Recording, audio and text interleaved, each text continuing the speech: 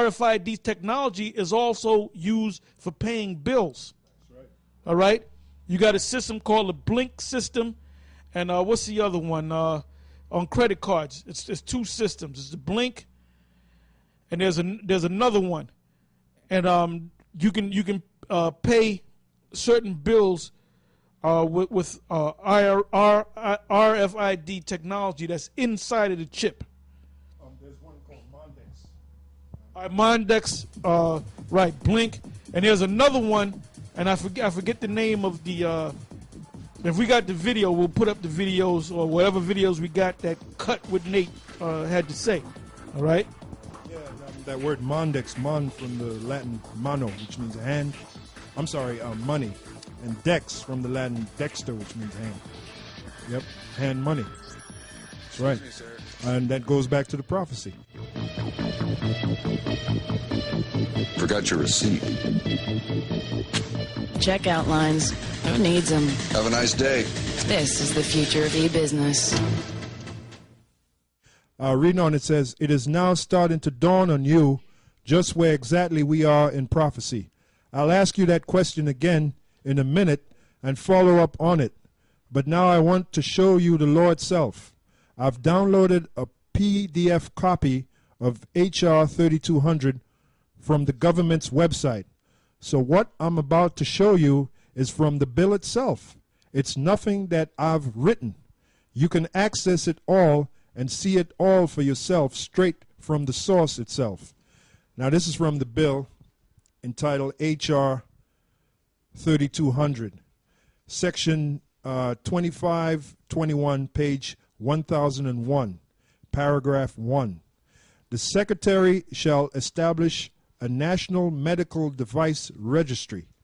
In this subsection, referred to as the registry, to facilitate analysis of post-market safety and outcomes data on each device that is or has been used in or on a patient." Yeah, now there's 3 classifications of that device. It's called a Class 1 device, Class 2 device, and a Class 3 device.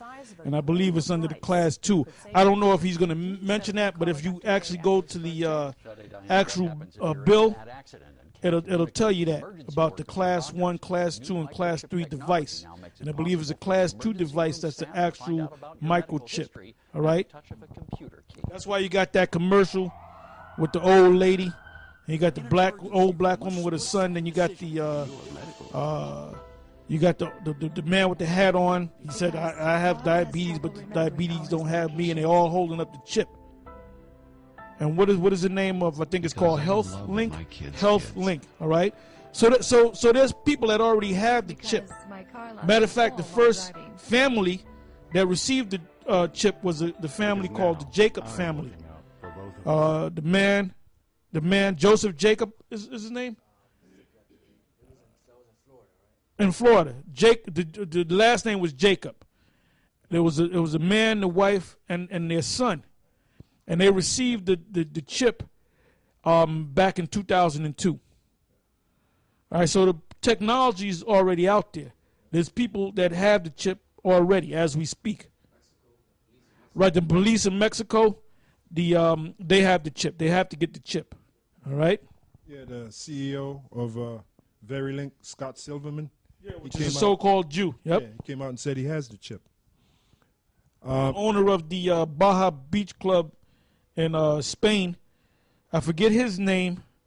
I did some study and research on him. I forget his name, but he did a interview. Alex Jones interviewed him about the chip, and Alex Jones said, "Do you know that that's the chip in Revelation 13?" And he said, "Yeah, I know about all that, but I don't care. I wanted the chip. You know, I know about all that. Tell me something new."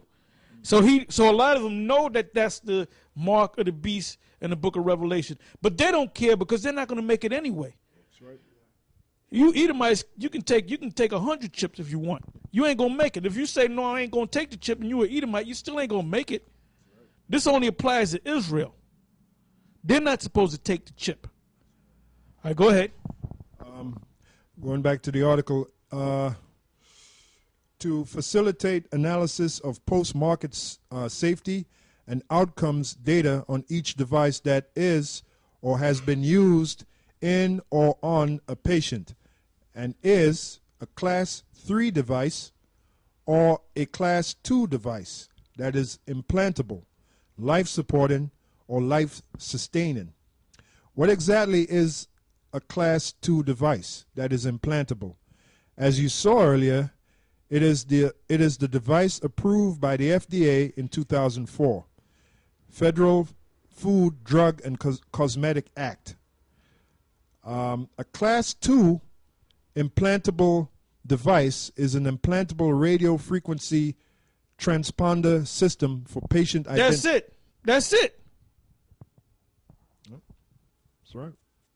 A Class 2 implantable device is an implantable radio frequency transponder system for patient identification and health information. The purpose of a Class 2 device is to collect data in medical patients, such as claims data, patient survey data, standardized analytic files that allow for the pooling and analysis of data from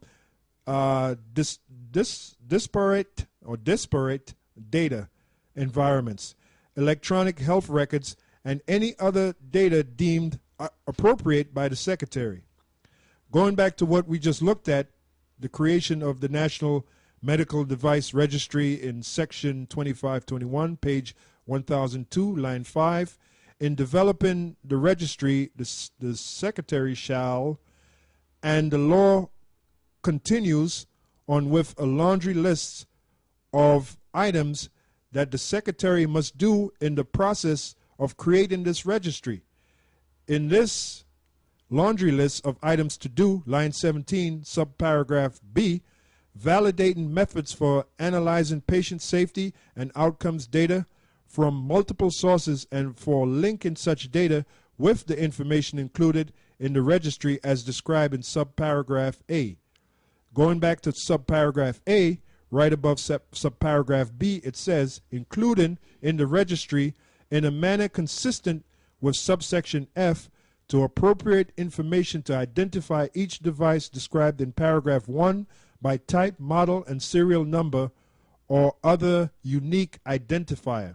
Yeah, so you got the gist of it, man. There's a lot more that could be read. It'll be shown on the screen so you can read the whole article. All right?